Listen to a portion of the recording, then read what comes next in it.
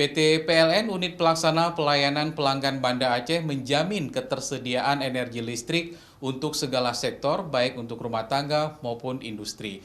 Dua pembangkit listrik di Sabang, saudara, saat ini mampu menghasilkan daya listrik sebesar 6,9 MW dengan kebutuhan rata-rata 5,5 MW. Sehingga surplus listrik di Sabang mampu mendukung investasi di sana.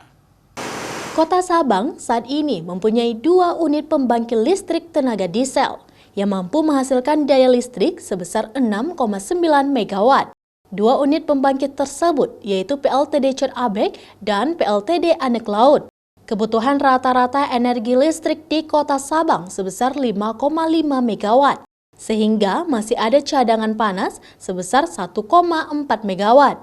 Surplus daya listrik tersebut membuat PT PLN menjamin ketersediaan pasokan energi listrik untuk mendukung investasi di Kota Sabang, khususnya pembangunan kawasan industri dan pengembangan pariwisata yang menjadi andalan Sabang saat ini.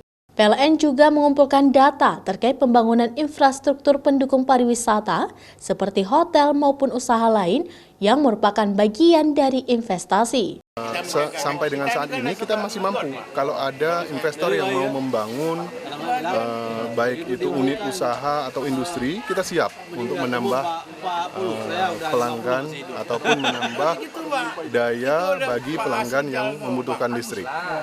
Energi listrik sebesar 1,4 MW yang surplus dari kedua pembangkit listrik itu akan menjadi cadangan apabila ada salah satu dari mesin pembangkit mengalami gangguan sehingga kebutuhan energi listrik saat terjadi gangguan dapat diatasi.